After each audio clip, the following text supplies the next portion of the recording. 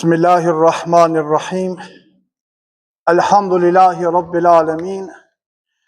Wal akibatu lil muttaqin. Wala udwana illa ala zalimin. Wassalatu wassalamu ala rasulina Muhammedin wa ala alihi wa sahbihi ajma'in.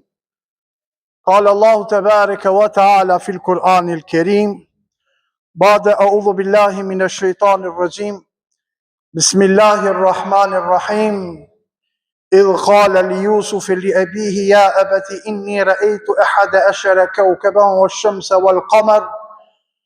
والشمس والقمر رأيتهم لي ساجدين صدق الله العظيم.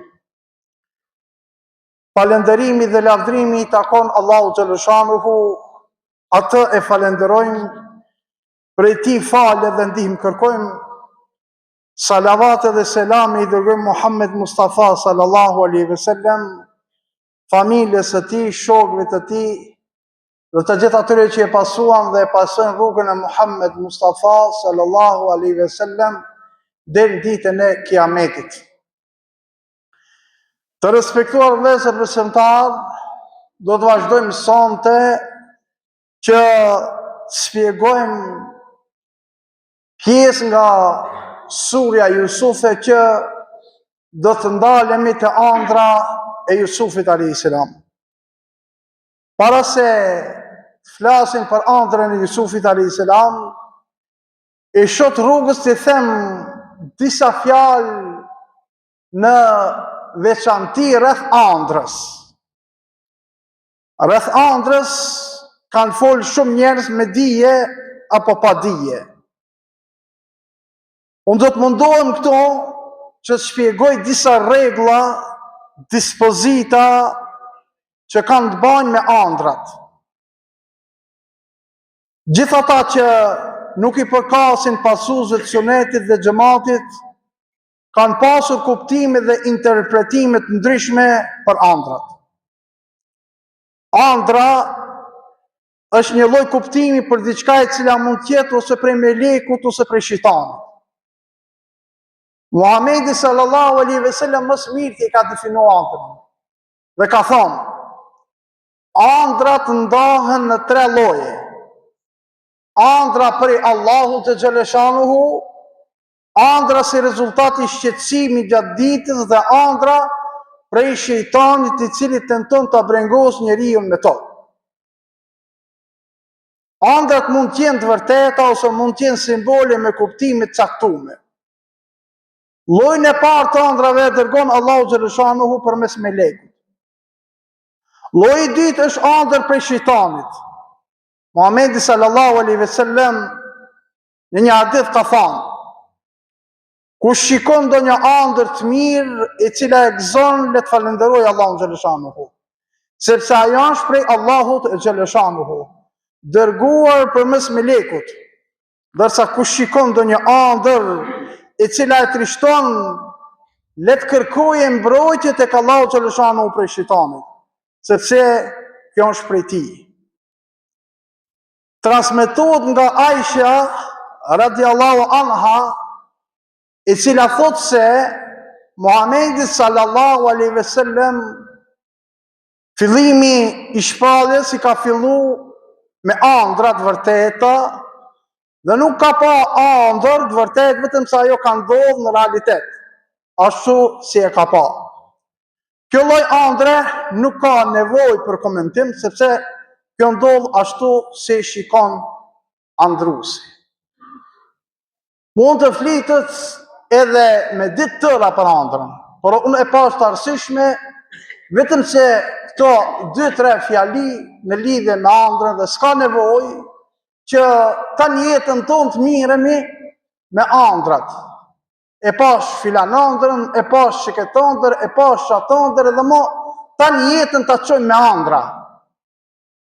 E shpjegum shkurtimisht dhe kuptum shkurtimisht se çfarë kuptimi ka ëndra.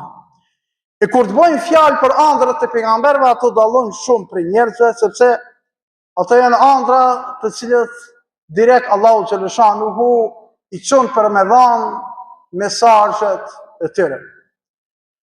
Ajetin që lexova para jush, gjendet në surën Yusuf, është ajeti i 4. 3 ajetet i para i shpjeguam në ligjëratën e mëhershme kur i kishmi. Kurse sot do të mundohemi që t'i themi disa fjalë shkurtimisht edhe ata, rreth 3 ajeteve të tjera të surës Yusuf. Allahu Dhul Jalal thot: إذ قال يوسف لأبيه يا أبت إني رأيت 11 كوكبا والشمس والقمر رأيتهم لي ساجدين. Për kujto kur Jusufi i tha babait të vet: O babai im, unë pash në ëndër 11 yje dhe diellin e hanën, i pash duke më mba mua sejdë. Jusufi a.s. ishte gjalli i 11 Jakubit a.s. Pas ti ishte Benjamini, të cilët ishin vëllezër të një nane, kurse vëllezërit e tjerë ishin nga në nanë tjetër. Kohën kur Jusufi a.s. e pa këtë ëndër, sipas historianëve, thuhet se ishte 7 vjeçar.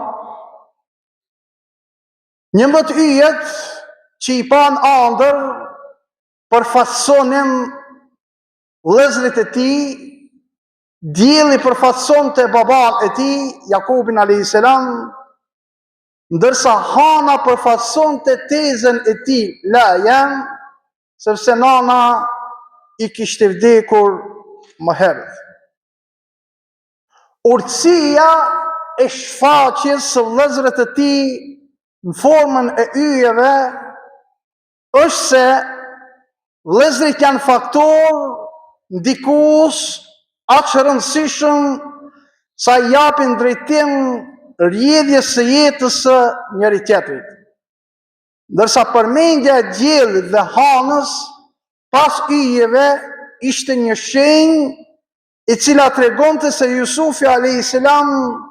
do të takohej me babën e tij, pasi të takohej me vëllezërit e tij. Ka ardhur një transmetim se në kohën e pejgamberit sallallahu alaihi wasallam një hebre shkoi te Muhamedi a.s. dhe ju drejtoi dhe i tha: Muhammed, më thuj cilët janë yjet që i ka pa Jusufi në ëndër.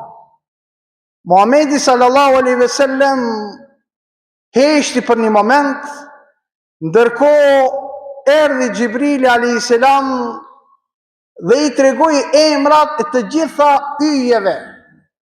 Atëherë Muhamedi sallallahu alaihi wasallam ju kthi hebreu dhe i tha: nëse unë ti tregoj emrat e yjeve, ti apo është musliman? Hebreu i tha se po. Atëherë Muhamedi sallallahu alaihi wasallam u drejtua dhe tha: emrat e yjeve që i pa në ëndër Jusufi alayhis salam janë Gjerejan, Tarik, Dhejjal, Kabith, Amudan, Felik, Misbah, Daruh, Ferrah, Wathab, Dhalkeftein. Pastaj shtoi Jusufi pa në ëndër se këta yje zbashku me diellin dhe hanën zbritën nga qielli dhe i ban sejdë. Atëherë hebreu në kohën e Muhamedit sallallahu alaihi wasallam u betua dhe tha se vallahi emrat që i thave janë të vërteta dhe janë të sakta. Pastaj Allahu xhaleshanuhu vazhdon në ajetin e 5 të surës Yusuf dhe thot: Qale ya bunayya la taksus ru'yaka ala ikhwatika fayakidu laka kayda inna ash-shaytana lil insani aduwwun mubin. Jakubi i tha: o biri im, mos ju atrego ëndrrën tënde vëllezërve tu, se ndoshta mos ta bojnë ndonjë dredhi. nuk ka dyshim se shejtani për njeriun është armik i haptë. Sipas komentatorëve të Kur'anit familjar, tefsirologëve, thotë se arsyeja sepse babai Jakubi a.s. e paralajmëroi djalin e tij Jusufin a.s. që mos ta tregonte ëndrrën vëllezërve të tij, qëndron në ata se ata ja u dinte sjelljen si babi i tyre. Dhe e dinte se prej vëllezërve nuk do të mund të ketë siguri. Si njeri urdhë i kuptueshëm, Jakubi a.s. ishte i vetëdijshëm se djemtë e tij kishin tjetër karakter. Ndoshta djemtë do t'i kaplojke xhelozia.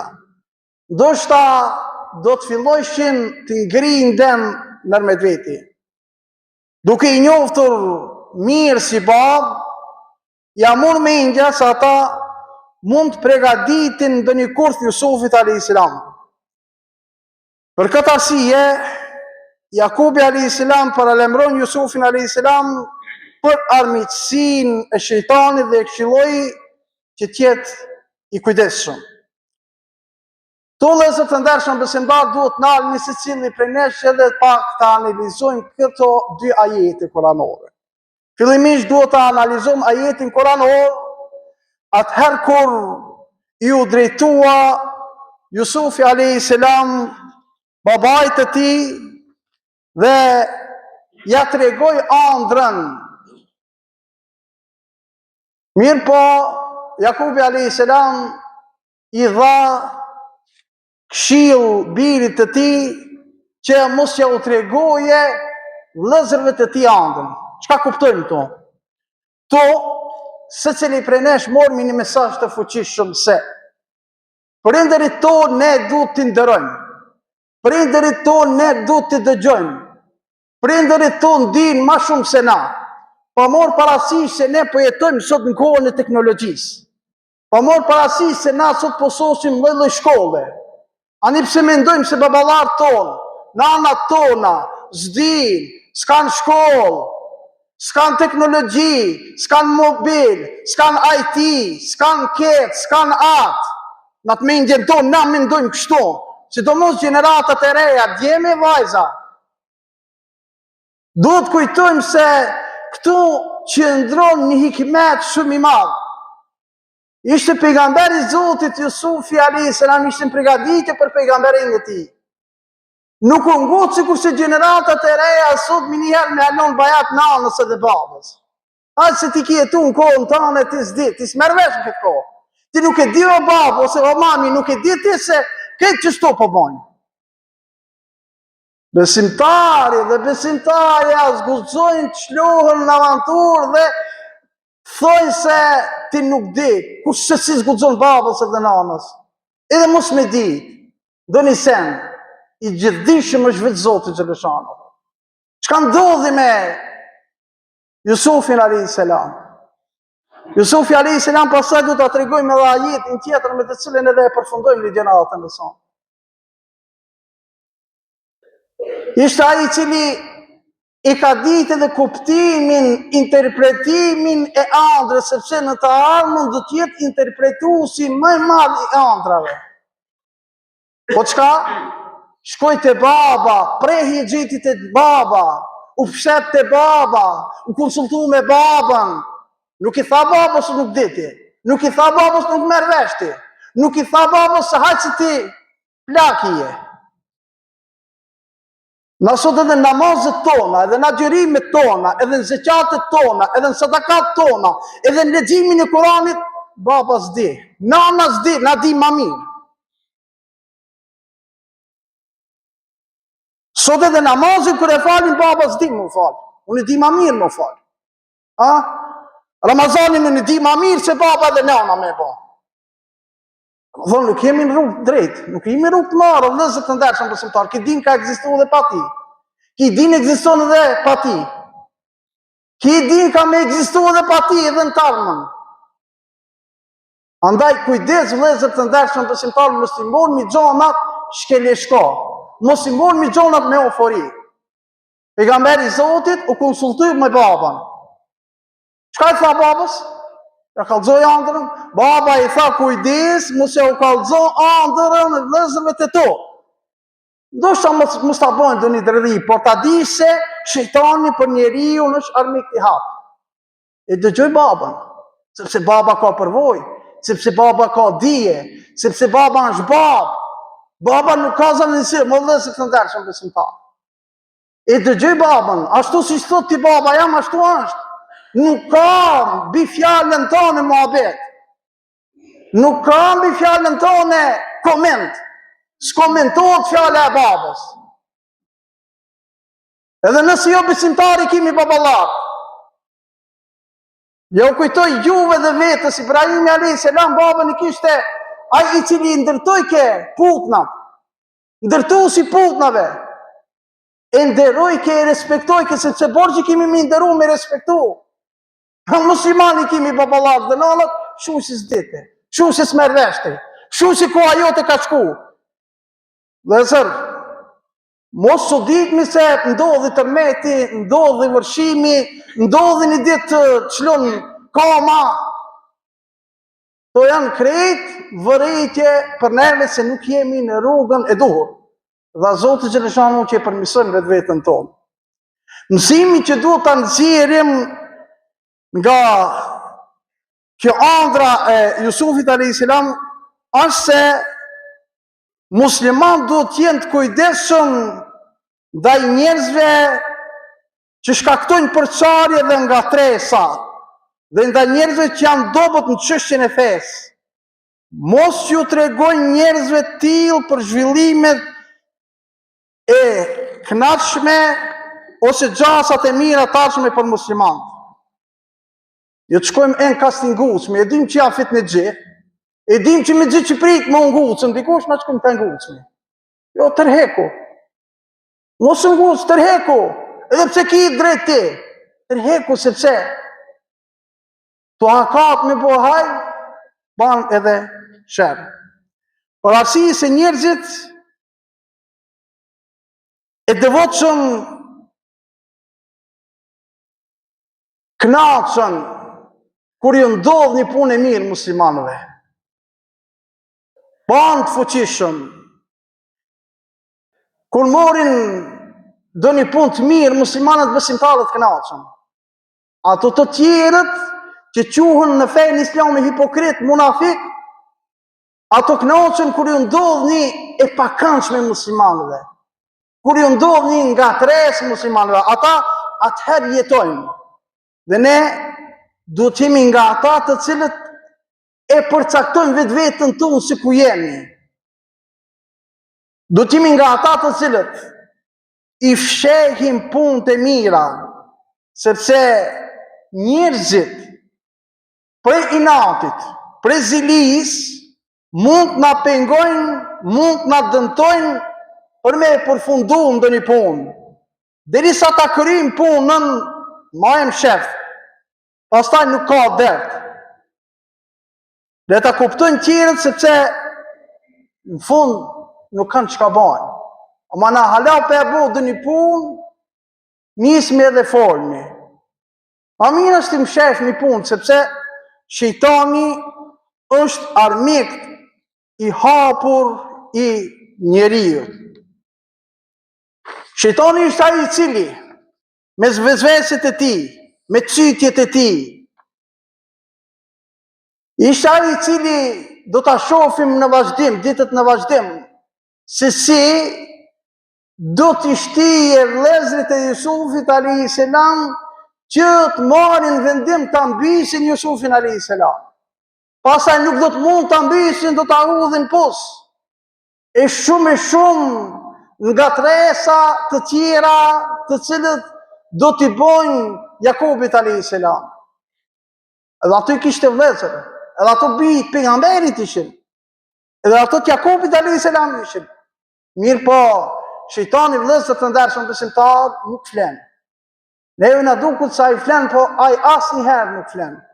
Vazhdimisht ai me vezveset e tij, me citjet e tij mundohet që të deportojë thellë në zemrat e secilit prej nesh. Vëllezër të dashur besimtar, shpeshherë ne dëgjojmë lajme, vllau e ka vrarë vllajin. Shohim shpeshherë probleme në emrin e familjes. Shohim ndarje bashkëshortore. Kjo ndodh sepse i japim mundësi shejtanit mallkum, nuk e edukojmë vetveten tonë, nuk kultivojmë imanin të vetvetja jonë, nuk bëjmë vepra të mira dhe nuk e edukojmë imanin tonë ashtu siç na porosit Allahu xhaleshanu dhe pejgamberi sallallahu alaihi wasallam. Pastaj në surën Yusuf ajetin e 6 Allahu xhaleshanu vazhdon dhe thotë, do ta lexoj vetëm gjuhën shqipe për shkak të kohës. Kështu Zoti yt zgjedh ty ta mëson interpretimin e ëndrave, plotëson dhuntin e tij ndaj teje dhe familjes së Jakubit, sikurse e pa plotësuar atë më parë ndaj prindve tu, Ibrahimit dhe Ishakut. Vërtet Zoti yt është më i dijshmi, më i urtë. Pasi që Jakubi alayhis salam e dëgjoi nga biri i tij Jusufi alayhis salam ëndrrën dhe e këshilloi që mos ja u tregoi këtë ëndër vëllezërve të tij, i tha: o biri im, ashtu siç ta mësoi Allahu xhaleshanuhu ta shohësh këtë ëndër të madhe, ashtu edhe po të zgjedh Allahu xhaleshanuhu ti, po të veçon ti me shumë të mira, po të mëson edhe se si ta interpretosh ëndrrën, si ta komentosh ëndrrën, dhe jo vetëm kaq, por Allahu xhaleshanuhu do t'i plotësoj dhuntit e tij ndaj teje kur ka me të zgjedh një ditë të dërguar të tij, kur ka me të zgjedh një ditë pejgamber i tij. Kto është e rëndësishme edhe një çështje vëllezër të ndershëm besimtar. A thu Jakubi alayhis salam ka qenë i bindur se këto përgëzime që po ja jep birit Jusufit alayhis salam kanë për t'i ndodhur. Me siguri se po, Allahu xhaleshanuhu e di më së miri, por e gjithë ngjarja na jep të kuptojmë se Jakubi alayhis salam ishte pejgamberi Allahu xhaleshanuhu, kishte shpallje dhe inspirim nga ana e Allahu xhaleshanuhu. Dhe gjitha shpjegimet që ja jepte birit të tij ishin në saje të inspirimit të pejgamberllëkut të tij. Inshallah do të vazhdojmë nëse prama vëllezër të ndershëm besimtar, ose ndonjë natë tjetër, ndoshta na vjen ndonjë mysafir. Vazhdimisht mysafirët kanë përparësi kur vinë. Inshallah Allahu xhaleshanu i shpërblen gjithë ata që na vizitojnë dhe vinë, dojnë kohë, dojnë këshillat e tyre me neve. E nëse prama, nëse jemi shnoshe dhe rahat, do të vazhdojmë me pjesën nga xhelozia, vëllezërit vendosin që ta vrasin Jusufin alayhis salam.